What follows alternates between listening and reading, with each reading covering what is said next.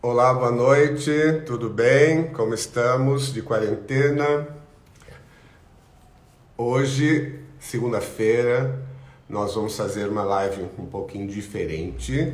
Nós vamos falar desse assunto, né, desses últimos meses sobre o Covid, o Covidário. Não sei se vocês sabem, o Covidário é um setor lá do Hospital das Clínicas que está cuidando só de Covid, só de pacientes de Covid. E eu chamei a nossa doutora Luciana Haddad, que é clínica geral pelo HC, e que vai estar conosco dando todas as atualizações, tudo que está acontecendo nessa situação que já acomete tantos brasileiros com tantas mortes. Vamos esperar aqui a doutora Luciana Haddad entrando, Cibele, Celita. Olá, John. Luciana Haddad está aqui. Vamos esperar então a doutora Luciana para conversar conosco sobre essa questão. Olá, Luciana, tudo Olá, bem? boa Boa noite, noite. tudo bem? Tudo bem? Tudo bom, Obrigado por você Otávio? ter... Deixa eu só tirar aqui.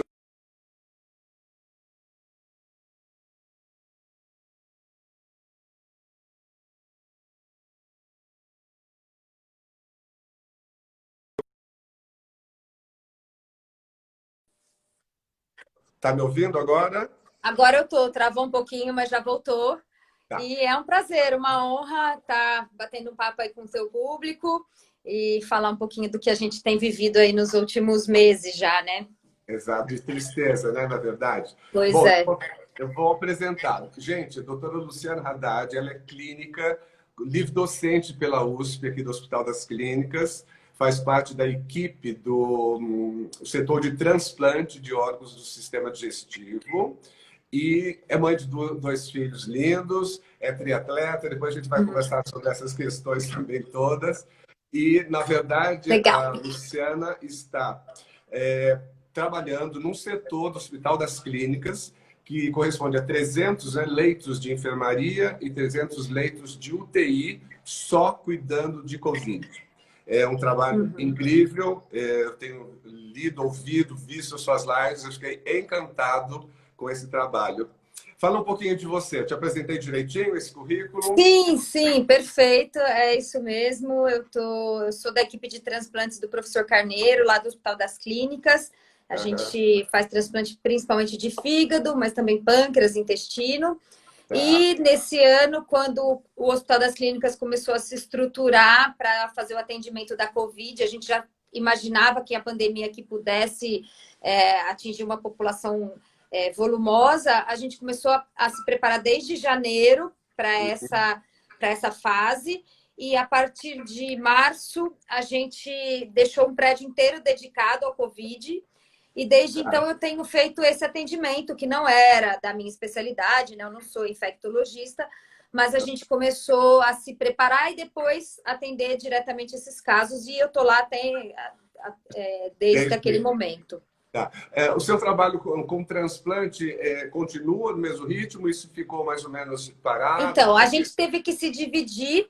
Aham, A equipe que continuou com o transplante foi para um outro prédio, que é o INCOR, né, o Instituto do tá. Coração, e os transplantes continuaram lá, que lá é uma área onde não tem Covid. E uma parte da equipe ficou no Instituto Central para atendimento do Covid. Então, nessa fase, Aham. eu participo das reuniões online, etc., mas as atividades diretas do transplante não, porque esses pacientes são pacientes de alto risco e estão sendo atendidos no outro prédio. Claro, Então, claro. eu só vejo pacientes Covid mesmo. Tá. Fala um pouquinho para a gente, quando foi o primeiro caso de Covid em São Paulo, lá no HC? Lá no Quando foi? HC, acho que o primeiro caso chegou em março, eu não tenho a data exata, mas Aham, foi começo de março, porque o primeiro caso no Brasil acho que foi 26 de fevereiro, alguma coisa assim, aham, que foi no Einstein, né? Aquele paciente que tá. veio da Itália e tal. No começo, a gente teve muito mais casos nos hospitais privados, a gente teve uma epidemia que começou mesmo nos hospitais privados, pessoas vindas da Europa, principalmente, alguns casos dos Estados Época de Unidos. carnaval. Uhum. E aí depois demorou um pouquinho mais para chegar no paciente SUS. então já no meio de março, por aí. A nossa transição de prédio aconteceu na segunda quinzena de março, e a partir de abril o prédio já era exclusivamente Covid e a gente já começou a encher progressivamente. E no decorrer de março, todos os leitos foram sendo ocupados, principalmente os de terapia intensiva. Imagino. Eu não sei se o pessoal sabe, o Hospital das Clínicas aqui em São Paulo, ele é considerado o maior da América Latina, é isso? É isso mesmo. Tem vários setores, é sempre... Isso mesmo. Luciana, eu acho que existe muita dúvida ainda em relação aos testes. Você poderia deixar, porque eu tenho muitos aqui seguidores que não são médicos, para deixar bem claro, né? O PCR, o IgG, explica assim, mastigadinho. Eu vou fazer um resuminho e vou dar uma sugestão para quem quiser entender um pouquinho mais. Eu tenho 2 vídeos no meu IGTV. O segundo vídeo é bem didático, eu coloquei esses gráficos explicando as diferenças, então eu sugiro quem quiser se aprofundar um pouquinho mais, porque aqui eu vou fazer um resumo. Nós temos 2 tipos de testes. Um tipo de teste que diagnostica a presença do vírus no organismo, é um teste genético. O mais conhecido é chamado PCR. Esse teste é feito com um suave, que é um cotonete que é colocado dentro do nariz, lá no fundo, é bem desconfortável, e ele vai mostrar a presença do material genético do vírus no nosso organismo. Então, esse é o teste que mostra que você está com a doença naquele momento. Outro tipo de teste é o sorológico. O teste sorológico pode ser o teste rápido, como pode ser feito com uma amostra de sangue num laboratório. O rápido é aquele que é uma gotinha de sangue num dispositivo plástico. Os 2 vão mostrar a mesma coisa, que é a presença de anticorpo no nosso organismo. E temos diferentes anticorpos. Alguns anticorpos que começam a aparecer numa fase um pouquinho mais precoce, que é o IgM e o IgA, que aparecem de 5 a 7 dias da infecção, e o IgG, que é um anticorpo que fica por um período mais prolongado, a gente ainda não sabe por quanto tempo, mas ele aparece mais tardiamente. Então, ele começa a aparecer a partir do 10º dia, mas ele vai aumentando a chance de ser positivo até por volta do 20º dia da infecção. Então, esse é o exame para mostrar que você teve a doença, teve o contato com o vírus. É a famosa sorologia. Em geral, ela não é um bom exame para diagnosticar a doença no momento que você está com um quadro clínico e com sintoma. E tem gerado muita dúvida, porque tem muita gente usando o teste rápido para diagnóstico. A gente até viu um episódio famoso essa semana de uma festa que a pessoa colocou na entrada 2 enfermeiras fazendo teste rápido. E aí o equívoco era, quem era positivo não podia entrar na festa. Só que neste caso, ser positivo é o ideal, porque a pessoa que já tem anticorpo e ela não... Exato, ela não está contaminando ninguém. Eu não fiquei sabendo dessa festa, eu não fiquei sabendo, foi aqui Pois em São Paulo? Saiu aí nas redes sociais e nas mídias, e aí quem era negativo no teste rápido pôde entrar na festa. Ou seja, várias pessoas poderiam estar contaminadas dentro dessa festa. Então, foi um grande equívoco e uma questão muito por falta mesmo de informação dessas pessoas que jamais deveriam estar fazendo uma festa, afinal, né? Claro. Eu acho que teve um famoso também casamento no Chai, acho que muita coisa veio de lá. Isso, lá foi um dos focos, né? Onde muita gente se contaminou e acabou se gerando, porque esse é o problema dessa pandemia. Alguns focos, quando não existe o isolamento, não existe o uso de máscara, é muito rápida a transmissão, porque cada pessoa transmite em média para 3 ou 4 pessoas.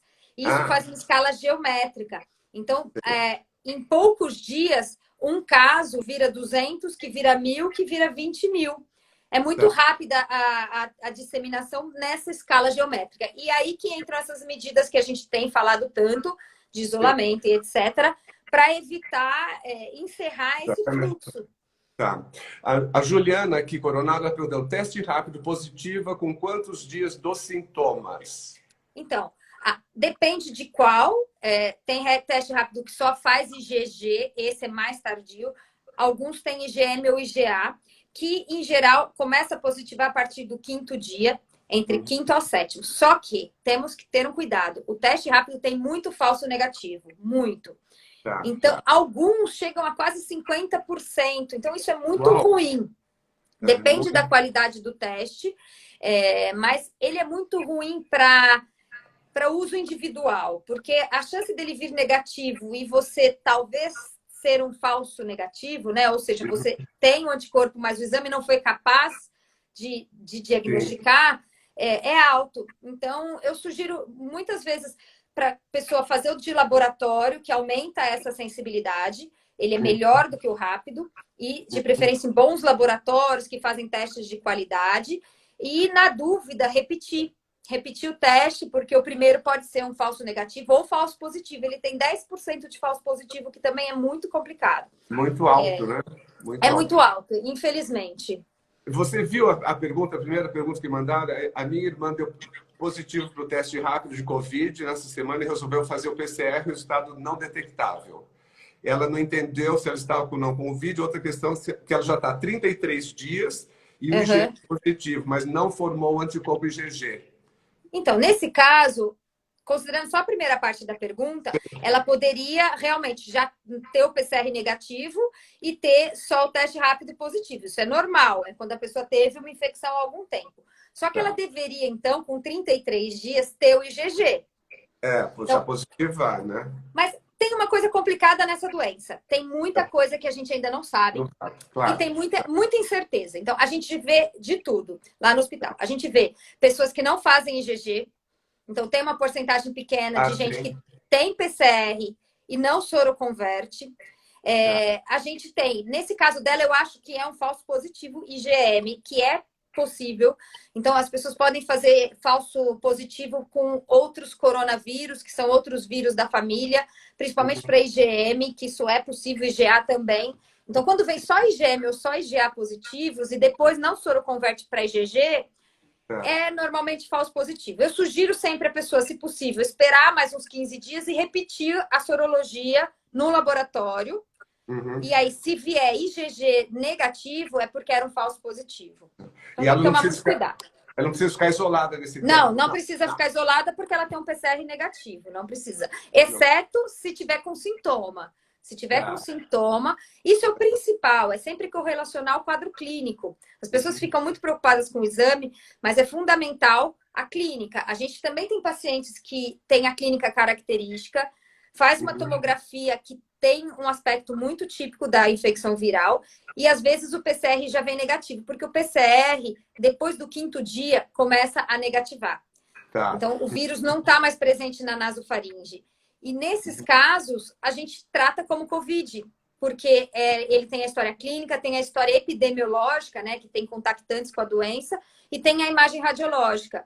E, de repente, a gente só faz um diagnóstico lá na frente com a sorologia, mas a gente espera os 14 dias, entendeu? Então, se a pessoa teve contato e começa com um quadro gripal, dor no corpo, perde a sensação de olfato, ela tem que ter o diagnóstico clínico da Covid. E aí a gente tenta confirmar com os exames. Mas ela precisa se isolar, sem dúvida. Nos primeiros casos lá no HC, eles vieram, então, você falou que vieram de outros hospitais, de outros serviços? Então, a gente só recebe casos encaminhados porque nós somos um hospital porta fechada. Então, a gente não tem um pronto-socorro aberto. Aí, no sistema de saúde público aqui em São Paulo, no estado, existe um sistema que é a CROSS. Todos os pedidos são feitos na CROSS e são direcionados para os hospitais da rede.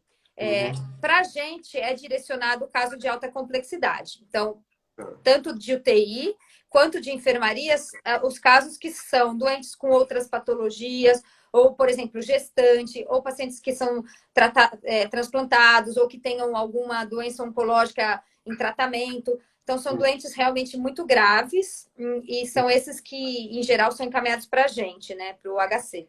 Naquela época, os protocolos não eram muito claros e tentaram vários medicamentos. Isso. Era basicamente azitromicina, a famosa hidroxicloroquina. Como é que evoluiu isso? Aqueles pacientes que foram tratados com aqueles protocolos, vocês sentiram alguma evolução? Qual é um pouco a experiência hoje, depois de 90 dias da pandemia? Bom, a gente começou, no nosso protocolo, a gente não tinha, no protocolo inicial, a gente não tinha cloroquina. A gente tinha, assim, azitromicina.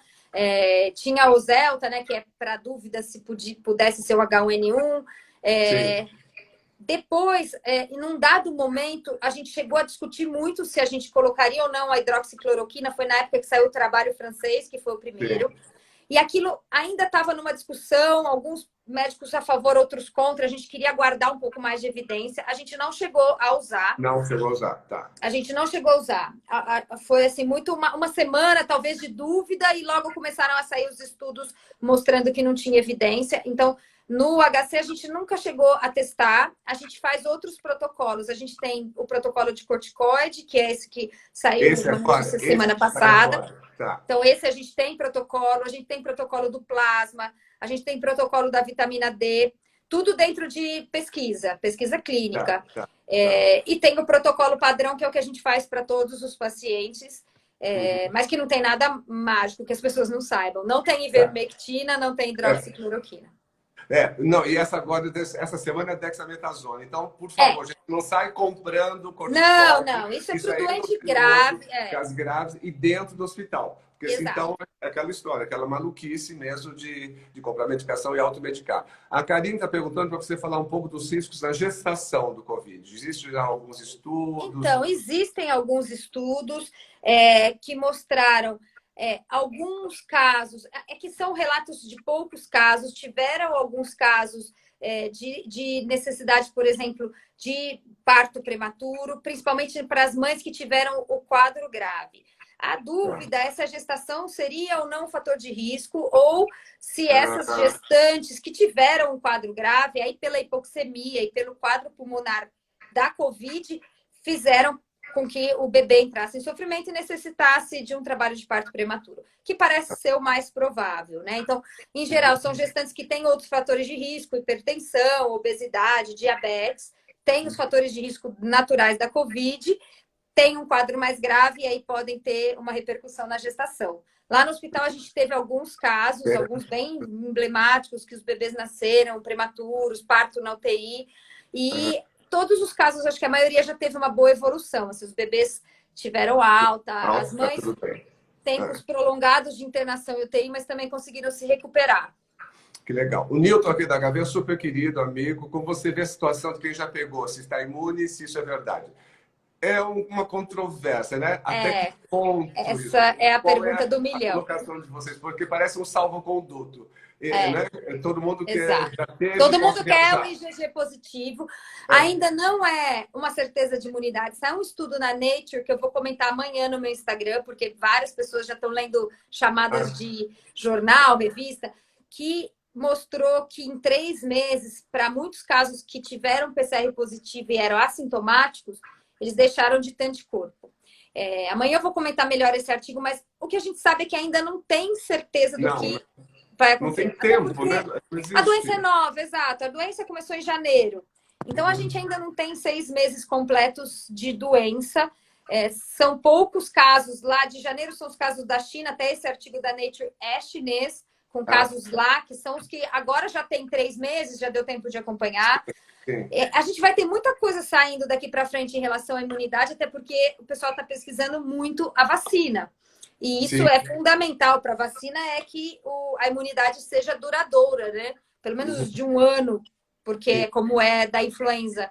Na influenza a gente tem uma imunidade que dura 1 ano só, por isso todo ano precisa repetir a vacina.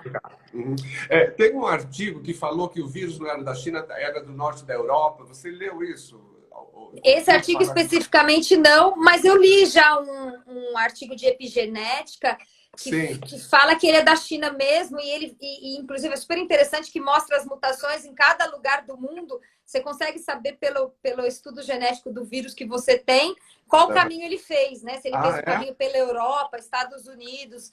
É bem interessante. É bem interessante, porque ele vai tendo pequenas mutações e você vai desenhando um mapinha por essas mutações para saber de onde veio o vírus. É bem interessante.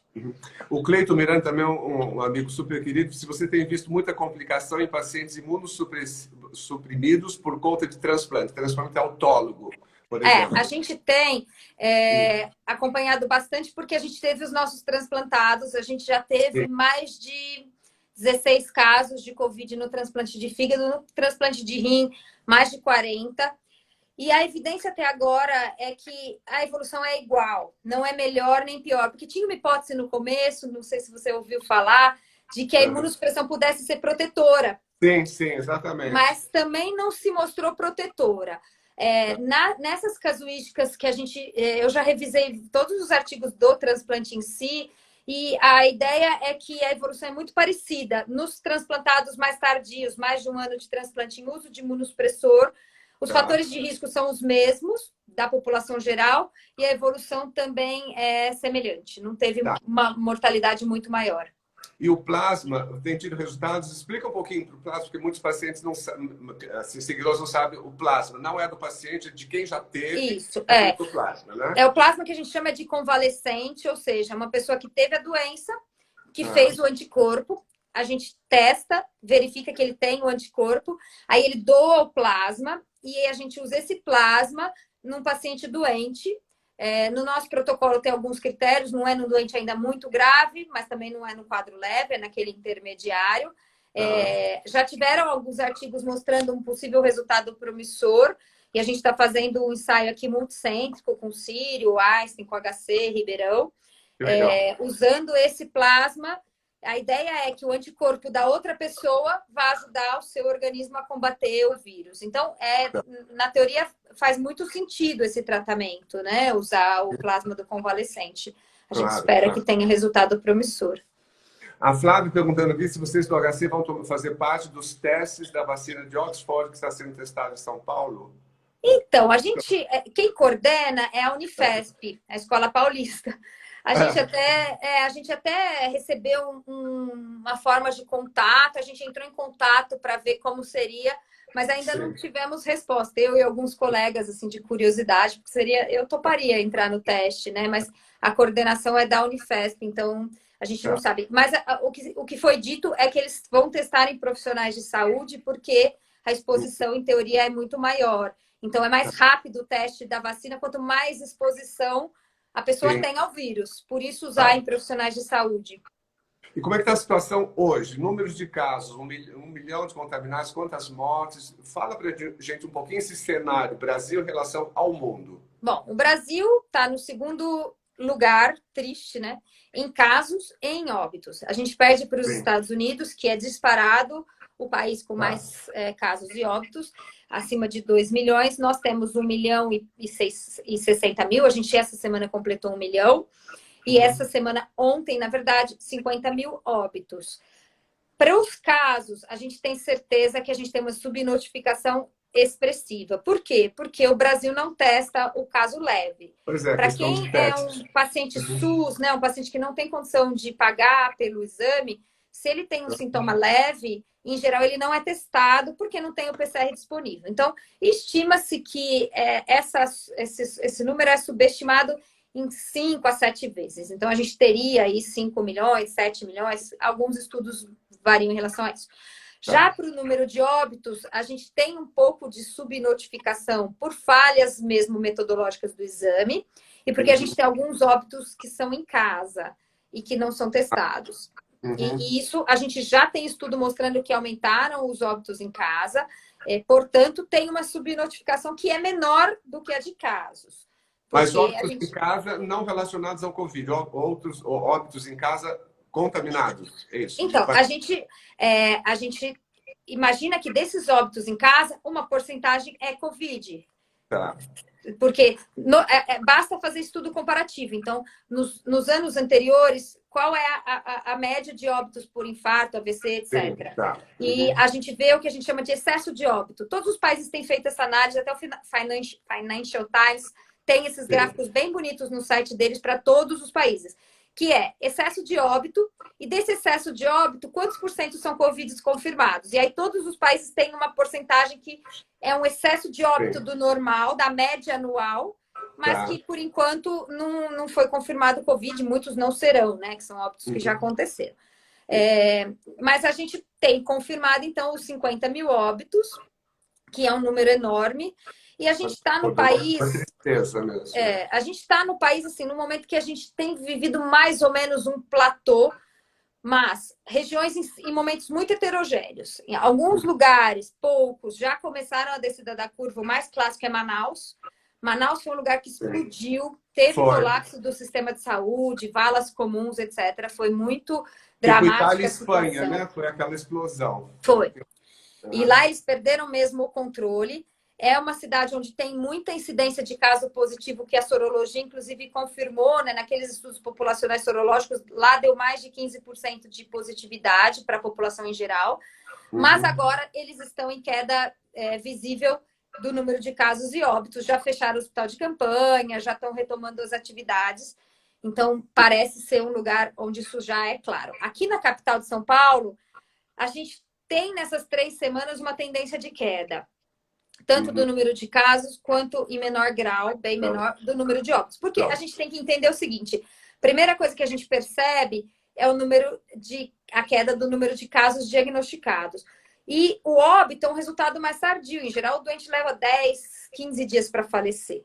Então, sempre o reflexo é um pouco mais tardio. Da mesma forma, quando a gente tem um aumento, primeiro a gente aumenta o número de casos, depois de óbitos. Por isso que preocupa, por exemplo, agora a situação do interior de São Paulo. Pois é, foi espalhando para lá, né? Melhorou foi São espalhando Paulo. E explodiram os casos. Então, hoje, pela primeira vez, o interior de São Paulo já teve muito mais casos diagnosticados, mais de 12% do que a capital.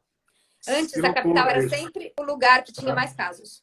E as UTIs no interior já estão no limite, a maioria já lotada, sem vagas. Então, a gente já prevê que daqui 1 semana ou 2 a gente vai começar a ter óbito desses casos que estão aumentando no interior. Então, isso é o cenário brasileiro. A gente é como se fosse uma série de países europeus. O Sul, por exemplo, demorou muito mais para chegar, mas agora está chegando, exatamente. Está chegando. Agora, a gente teve o exemplo da Itália e da Espanha, aquela tragédia. Nós tivemos isso na frente. Onde foi o erro? Onde erramos? Bom, eu acho que assim, é fácil, entre aspas, falar. Eu acho que a gente acertou no momento de começar o isolamento. Mas a gente errou no nosso... no grau, talvez, porque eu acho que em nenhum momento a gente atingiu... Acho que a gente atingiu 70%, talvez um dia, nem isso. Então, a gente nunca atingiu... a gente nunca atingiu o grau necessário de isolamento e a gente afrouxou antes da hora. Então, a gente teve esses 2 erros, né? A gente, desde o começo, teve uma parte da população que, por vários motivos, sociais ou não, filosóficos, etc., não aderiram ao isolamento. E, depois disso, uma grande parte se cansou e, aí, num dado momento, abriu, assim, antes da hora. E foi naquele momento onde a gente estava num caminho, assim, que poderia fazer assim, começar a cair, e aí a gente fez assim, e agora a gente está, né, nesse platô que a gente não sabe quanto tempo vai durar. Faltou, certamente, uma gestão da crise nível federal. O ministro da Saúde, né? Não, a gente ficou sem ministro, troca ministro, a gente nunca teve um discurso claro a nível federal. Exemplos públicos, né? E aí o governo federal delegou para estados e municípios, e dentro de estados e municípios a gente teve discursos que muitas vezes eram conflitantes. E até hoje isso acontece. Por exemplo, no Sul, o governo decreta que tal região deve voltar ou deve fechar. Aí o prefeito entra com uma liminar. Aí o governo... E isso, assim... Nisso, assim, o shopping abre e fecha, a academia abre e fecha, ninguém sabe o que faz. As pessoas já estão na rua mesmo, porque, afinal, se abriu ontem, vai fechar hoje, ninguém... Exatamente. Então, agora, difícil. E é dúbio, por exemplo, Rio de Janeiro abriu shopping, mas a praia não pode. É uma loucura isso. Então, os shoppings estão cheios, as pessoas vão à praia, eles podem só praticar esporte, mas não podem usufruir da praia. Essas políticas, né, são muito malucas. E a gente viu, por exemplo, exemplos da Europa, onde a atividade física nunca foi proibida em vários países. Alguns foram, outros não. A gente sabe que ao ar livre a chance de contágio é muito menor do que em ambiente fechado. Sim. Mas, ao mesmo tempo, a gente entende que existe uma pressão econômica para a abertura do comércio. Lobby, né? É um lobby. Exato. É uma pressão econômica da sociedade que necessita retomar um pouquinho os empregos e a economia. enquanto que a praia, etc., não teria essa pressão. Então, para não parecer que abriu tudo, ou seja, para parecer que ainda existe algum tipo de isolamento, os governos deixam algumas coisas fechadas, mas nem sempre parece muito lógico, de fato. E isso acho que só aumenta mais ainda a insatisfação das pessoas, né? Sem Com dúvida. certeza. Então, sugerindo que isolamento para os grupos de risco. Também não dá, né? As Então, pessoas de idade, elas já estão no limite. Tem até uma pergunta aqui de uma família, 83 anos, não pode visitar os avós, está fazendo depressão. O que é pior, a depressão ou o Covid? Como é que você orienta? depende, eu acho que depende, porque a depressão é muito grave, é muito triste. Agora, um Covid numa Covid pessoa de mata. 80 anos pode ser fatal. E aí, É. depois, para a família, esse trauma de ter perdido um avô, uma avó. Então, é complexo, assim, não é fácil. Eu sei que não é, porque eu também Mas aí, tenho como é que você família. sugere, você orienta? Essa avó vai, fica no jardim, 2 metros. Qual é a orientação que Isso, você eu acho que para assim, essas famílias? quero encontrar, é inevitável, Isso. aniversário da minha avó, lugar aberto, manter Sim. o isolamento e máscara, sabe? Máscara é essencial. Então, assim, não vai abraçar, não vai beijar, não fica conversando com menos de 1 metro, porque é nessa hora que a contaminação se dá. Então, mantém a distância. Então, põe uma cadeira, senta um longe, outro no jardim, e Sim, aí claro. é o que dá para fazer, né? Não vai ter abraço, não vai ter aperto de mão, mas Claro, claro.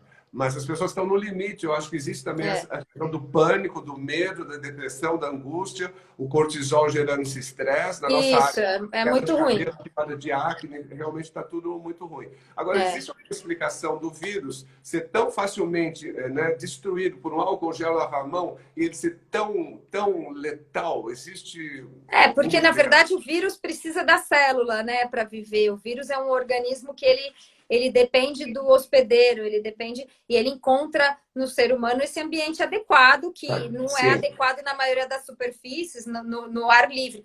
Por isso, inclusive, que quando a gente cessa o contato, a gente faz com que o vírus pare de existir. O que aconteceu na Nova Zelândia, por exemplo. Como é que eles controlaram e zeraram a pandemia? Quem tinha doença foi completamente isolado, curou, aquele vírus não passou para ninguém. Ali se encerra o ciclo do vírus naquele indivíduo. E se isolado em todos os locais, por mais que o vírus tenha ficado na superfície por algumas horas, ele também vai morrer e Sim. acabou. Portanto, alguns países conseguem zerar o número de vírus, né? O problema é que o mundo é muito globalizado. Por exemplo, a China voltou a ter caso, porque abriu a fronteira, aí veio o salmão lá da Noruega, não sei da onde, que passou por não sei o quê, o salmão estava contaminado. Voltou um novo surto em Pequim. Então, agora Pequim já tem mais de 200 casos, graças ao salmão da feira. E na Suécia, que eles não fizeram nada também, eles esperavam a tal da imunização de rebanho. O que você tem a falar sobre isso? Então, isso foi uma das tendências no começo, que foi muito discutido. Vamos deixar a natureza fazer sua parte e, num dado momento, a maioria da população vai se contaminar e o vírus não vai ter mais para onde correr. Mas o problema é que essa é uma doença que tem uma letalidade. E essa letalidade não é desconsiderável. Ela é relativamente alta. A letalidade que a gente tem no número oficial de 5 a 7%, ela é uma letalidade muito acima da verdadeira, porque letalidade é o número de óbitos pelo número de casos. Como a gente não testa todo mundo, parece ser 5%. Mas os estudos que fizeram epidemiologicamente uma amostragem maior mostram que é uma letalidade de 0,7, 0,8%. Imagine, por exemplo, 100 milhões de habitantes. Então, assim, o número de pessoas que morreriam para atingir a imunidade de rebanho seria um número altíssimo. Altíssimo, absurdo, né? Absurdo. Então, 8 milhões de pessoas, 7 milhões de pessoas, é muito. Então, além disso, o sistema de saúde entraria em colapso muito rápido, porque essas pessoas em insuficiência respiratória procurariam hospitais e pronto-socorros e viraria um caos. Então, mesmo a Suécia... E o que acontece na Suécia? Que lá, primeiro, nessa conduta deles, eles tiveram muito mais óbitos por milhão do que qualquer outro país, Finlândia, Noruega, que são seus vizinhos. É um país que tem uma densidade populacional muito pequena em relação ao Brasil. Então, aqui teria sido um desastre muito maior. Lá não tem favela, lá não tem periferia. É. E outra coisa, o povo é extremamente educado. Mesmo sem a recomendação, o grau de isolamento lá foi maior que no Brasil. Sim, sim. Nível Então, intelectual. assim, o isolamento deles ficava em 55%, 50% sem a recomendação oficial. Enquanto que aqui no Brasil a gente fica em 48%, 46%, dependendo do lugar, menos. Então, eles já tiveram um resultado ruim, eles têm a mortalidade por milhão das mais altas da Europa, mas com uma população pequena. Então, são 2.000, 3.000 mortos, que é muito menos do que a nossa, né? Então... Estão falando aqui que Portugal hoje fez lockdown, você está sabendo disso? Não é lockdown. Em Lisboa, eles restringiram, eles reviram a questão das aberturas. Total. A regra era que podiam encontros de 20 pessoas, voltou para 10. Restaurante agora fecha às 8, não pode mais ficar aberto até às 10 da noite. Eles fizeram um fechamento parcial de algumas regras, porque eles voltaram a ter casos. Se continuar aumentando, eles restringem mais ainda. Então, não é lockdown nesse momento, né? Tá. Na Alemanha, a gente tem um amigo brasileiro que trabalha em infectologista e ele também vem, ele tem feito lives toda semana aqui com a Gabriela Munhoz, que está aqui conosco. Um beijo, Gabriela. E ele falou que ele foi acompanhando a gente, estão na frente. Então, houve abertura na Alemanha, academias voltaram, e ele falou que essa semana passada ele já atendeu de novo um positivo, provavelmente por essa abertura, que as pessoas estão relaxando. E todos os países estão tendo focos. Então, conforme tem abertura, tiveram focos nas escolas na França, tiveram focos na Itália, na Alemanha em indústria, nos Estados Unidos, na verdade, já nem é foco, porque eles já consideram uma nova subida da curva.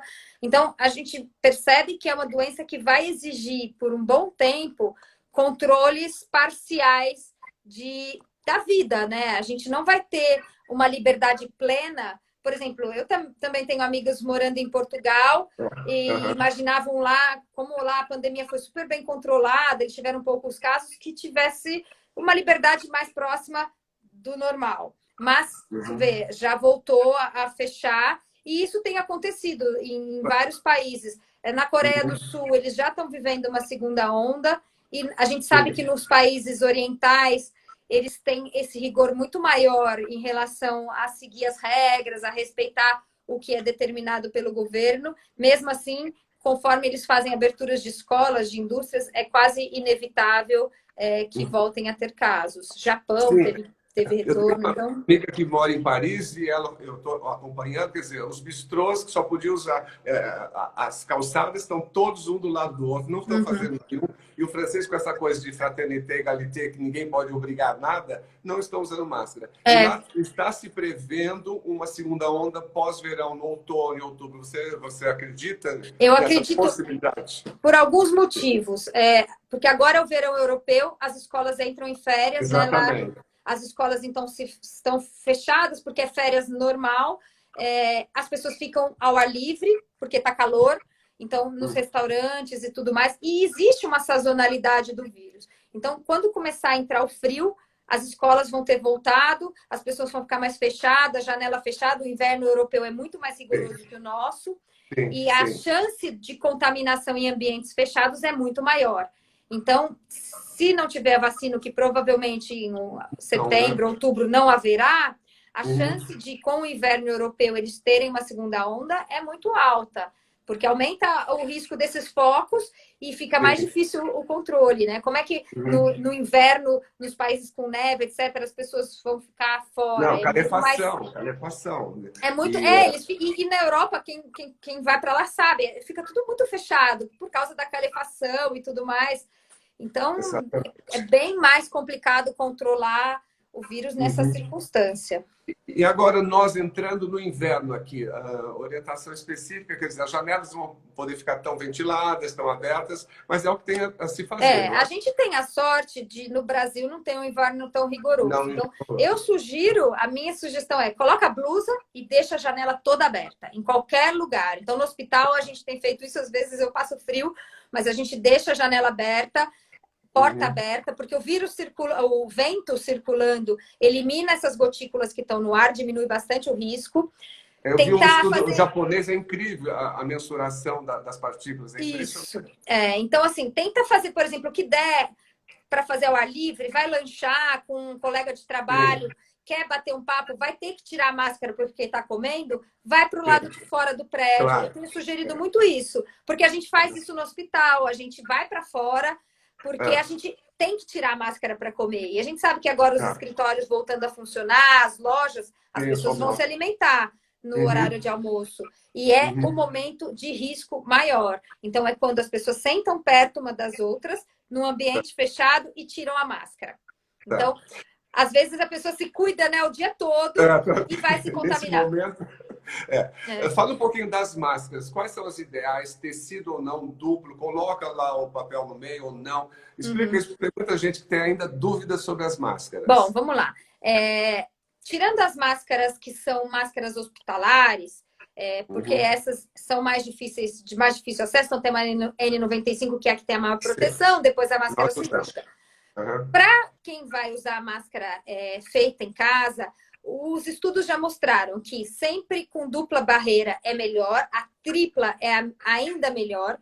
Eles sugerem o algodão, e até tem um estudo interessante que mostra que se for por 2 camadas de algodão com seda no meio, seria o ideal. Mas pode ser no meio algum outro filtro, algum outro tipo de tecido que tem uma trama diferente do algodão, porque dificulta mais ainda a passagem. Não, aquele papel tipo Melita, não. Eu já ouvi essa história também. Aquele papel então, eu acho que funciona bem. O problema é que o papel você teria que trocar, teria que ser uma aberta. Eu tenho até uma máscara para esporte que vem com esse filtro, e aí ele vem com vários. Então, ele molha, você joga fora e põe outro. Para poder, inclusive, na prática esportiva, poder trocar. A dificuldade de você correndo. Isso. Então, como ele molha, você pode pôr um filtro novo. Joga fora. E ele parece mesmo um papel Melita, o filtro. E é bem interessante. Então, a gente tem que entender que a máscara é para ser uma barreira para essas gotículas, onde o vírus vive. Então, aquela máscara que é fininha, um tecido só, e que aqui está bem aberto, ela não protege, né? Tipo um filó, né? Aquela coisa bonita, mas... Eu, às vezes, vejo a pessoa com uma máscara bem frouxa, bem larga. Eu falo, não, essa não tá... Ela tem que ficar bem ajustadinha aqui em cima, tem que ficar ajustadinha aqui embaixo. As pessoas estão colocando aqui abaixo do nariz para respirar.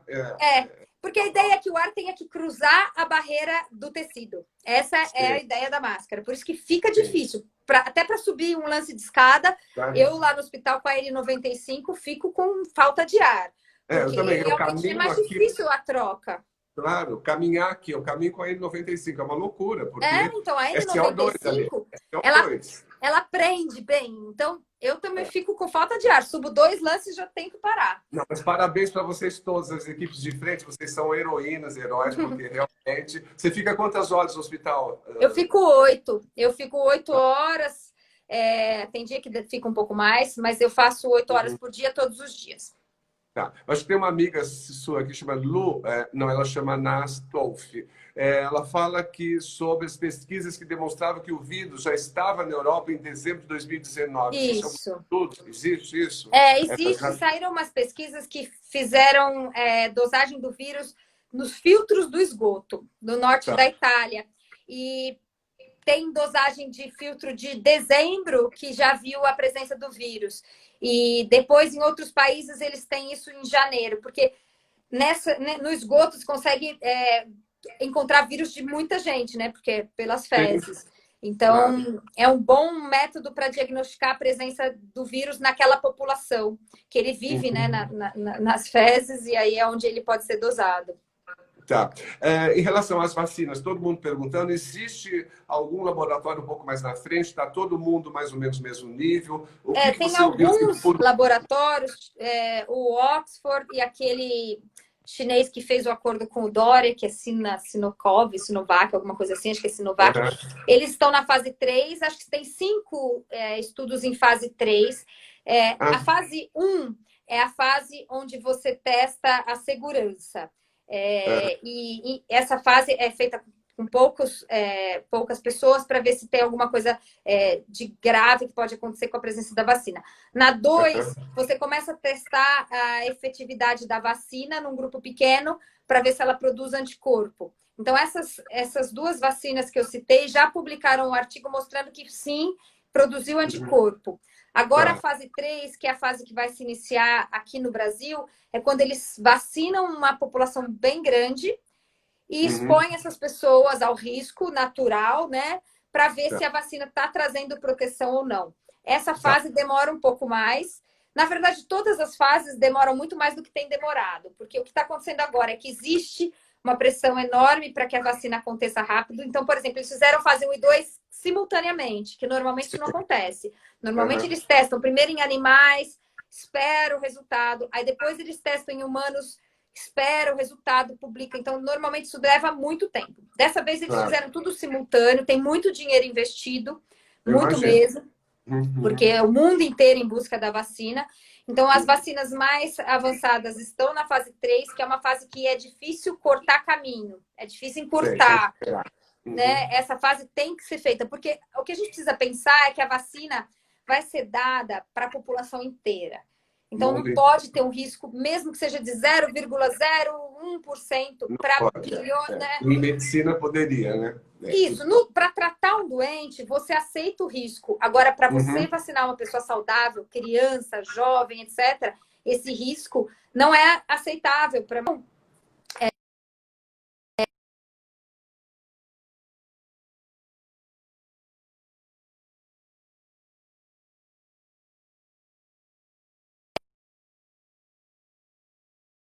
não só a fase 3, né? A fase 2 também.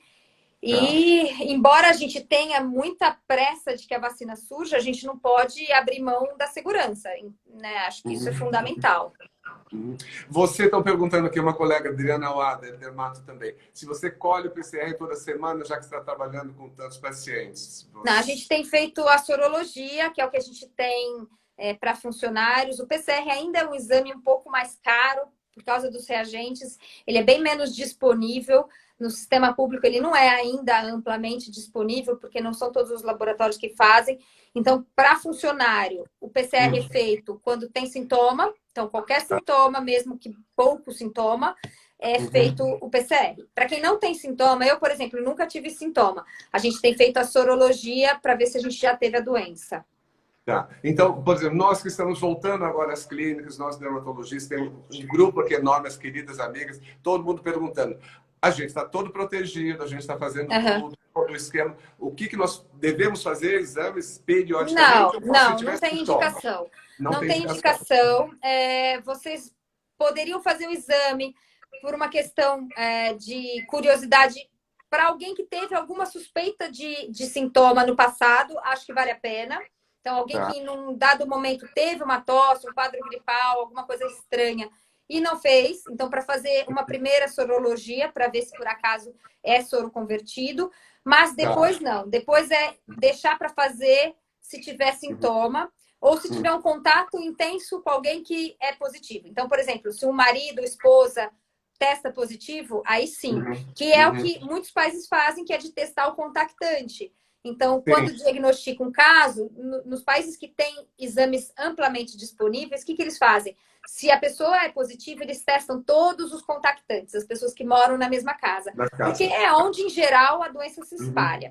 Então, isso é o ideal para quem puder fazer, aí eu sugiro. Então, se trabalha numa clínica e um colega teve, uma secretária teve, aí faz o PCR nos outros. Tá. Vamos contar um pouquinho agora de coisas boas sobre a sua vida de triatleta, gente? Vamos! A doutora é triatleta, né? Conta pra gente. Você já fez quantas competições? Conta pra gente. Como é que é isso? Desde quando você começou a treinar? Eu comecei na corrida quando eu tinha 30 anos, 31, e aí comecei a me apaixonar. Vou colocar uma foto sua aqui, olha só. Vamos ver se... Olha só, doutora! Boa, adorei! E aí,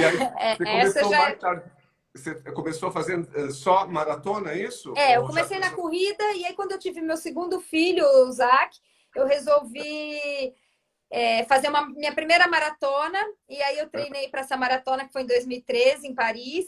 e adorei. Foi super legal. Comecei a me empolgar assim, com as distâncias mais longas. E aí fiz algumas maratonas. Em 2014, resolvi comprar uma bike para o triatlon. E foi uma loucura aí, porque os meus filhos ainda eram pequenos. Mas é aquela coisa, quando você se apaixona por um esporte, isso muda a sua vida. Você arruma Faz tempo, bem, né? Você dá um te jeito. libera. E foi super bacana a minha história aí no esporte. Eu já fiz agora 13 Ironmans, faço Ironman desde que eu comecei. 13. Quantos quilômetros são de primeira bicicleta? Quantos quilômetros? Primeiro é a natação, são Natação. 3.800. Depois a Tá. bike, que são 180 quilômetros. E depois é uma maratona na corrida, que são 42. E Tudo aí, junto. assim, Tudo no mesmo dia. outro dia você postou dizendo que você acorda que horas? 5, 5 e meia da manhã para dar Então, conta disso eu tudo? gosto de treinar cedo, porque eu acho que o horário mais garantido é o horário onde as crianças estão dormindo, onde, em geral, ainda não tem nenhum problema do dia que pode te impedir de treinar. Porque, às vezes, se você deixa para treinar no final do dia, aí a criança pode estar com febre, ou pode ter um problema no trabalho que você não consegue sair, ou você está exausto e não faz. Cedo, é duro acordar, é duro sair da cama, mas é muito missão mais raro. cumprida, né? Missão cumprida. Isso, é missão cumprida. É difícil alguma coisa que te impeça de fazer o treino. A única coisa que impede mesmo é a preguiça de sair da cama, que eu sei que existe. Mas, para mim, é o horário que funciona. Assim, é o horário que encaixa. E eu gosto de treinar cedo. Então, no primeiro mês da pandemia, eu tinha parado de treinar cedo. Como é que foi isso? Eu estava super estressada com o coronavírus, com essa mudança toda. Era muita coisa. Acho que todo mundo viveu, né, um período bem tenso, assim, de medo. Todo mundo chorava, né? E a gente dentro de casa. Foi um trauma populacional geral, muito mundial. ruim. E aí eu falei, não tem por que acordar cedo. Eu preciso de qualidade de vida, quero dormir. E aí depois eu comecei a sentir falta, comecei a tentar treinar à noite. Alguns dias eu treinava, alguns dias eu ficava muito cansada. E aí, depois de um mês e meio, sei lá, eu falei, não, vou voltar para madruga e vou treinar, mesmo que um pouco menos, o que der. E aí eu voltei, e aí tá sendo ótimo, assim. Aí, pelo menos agora, eu dou uma relaxada antes de trabalhar, dou uma suada, penso na vida. Endorfina, libera endorfina, dá prazer. Endorfina, eu gosto de ouvir podcast, coloco alguma coisa bacana. Estou ouvindo uns livros agora enquanto eu corro, estou nessa fase mais zen, assim, e está sendo bem legal. Estou aproveitando para. O seu marido também faz, né? Fala um pouco. Vocês treinam juntos, é isso? A gente treina pouco junto, na verdade, mais final de semana, porque a gente tem os horários diferentes. A gente pedala naquele rolo que é dentro de casa e a gente só tem um. Então a gente meio que intercala. Um dia ele pedala, eu corro. Um dia ele corre, eu pedalo. E aí no final de semana, quando dá, a gente faz alguma coisa junto. Mas durante a semana nem sempre, é mais raro. Mas às vezes à noite, por exemplo, a gente faz um funcional, uma ginástica.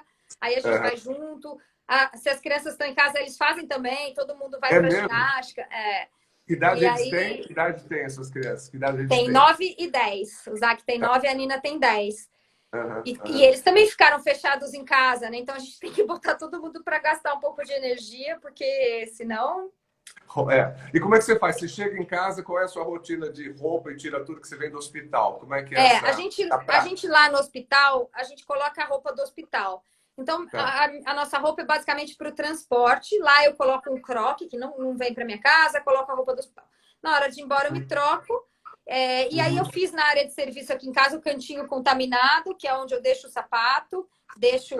bolsa, eu nem estou levando mais bolsa, porque eu vi que era só um lugar para me preocupar. Então, e aí eu já tiro a roupa lá na área de serviço, mesmo para lavar e tomo um banho. Então, eu acho que isso é o suficiente. Realmente, as pessoas não têm se contaminado e nem têm levado o vírus para casa. Não é uma coisa que a gente viu. Então, para os profissionais de saúde, isso ficou bem seguro mesmo. Assim, não é um risco maior essa exposição se ela é feita com cuidado. A gente não está tendo casos além do normal lá no Covidário. Então, funciona. O cuidado funciona. Um pouquinho, você falou lá no começo da vitamina D, porque a gente precisa de vitamina D, a ciência da vitamina D, é uma guerra, inclusive, porque os pacientes querem tomar sol para ter vitamina D, e a gente fala dos horários. Você falou de protocolo de vitamina D, então eu sei que ela é boa para a imunidade, mas É existe isso. algum protocolo? Eles estão fazendo, é um protocolo de pesquisa, ainda não sei nem resultado parcial, mas é um Sim. protocolo para uso nos doentes também, não é no caso mais grave, não, é ainda no moderado. Uhum. Vamos esperar. Quando tiver qualquer resultado, eu coloco no meu Instagram, sempre que tem Legal. saído as pesquisas, Mas, eu vou colocando, vou explicando para o pessoal. Acho que é uhum, importante a gente ficar atento para as pesquisas de qualidade, para acabar com claro, essa claro. história de fake news e tudo mais. Então, eu tenho colocado bastante coisa legal lá.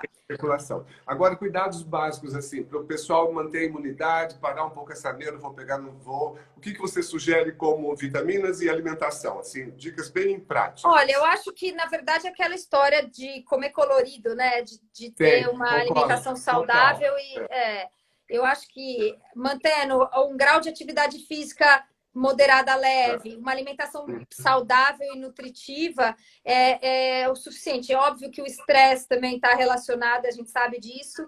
A gente passou e todo mundo tem passado por um estresse muito maior do que o normal. Então, acho importante, inclusive, meditação, ter um momento de relaxamento, porque isso é fundamental, Sim, porque senão sim. é difícil manter esse equilíbrio, Uhum. mas acho que não tem segredo, né? Se tivesse segredo, a gente Nossa, contaria. teria a solução, né? É A isso aí. vitamina D, você respeita aqueles níveis de 20 a 40? Porque tem uma especulação de vitamina D anti-age, etc. Você acredita nisso Ah, ou não nada sei. De comprovado? verdade, eu Não não. tem, sei, não tem nada comprovado mesmo, né? Mas eu não sei Tá. mesmo, não é algo que eu tenha estudado. Então, E em relação à alimentação sua proteica, por exemplo, pré-treino, fala um pouquinho que tem muito atleta aqui. O que que você então, coloca?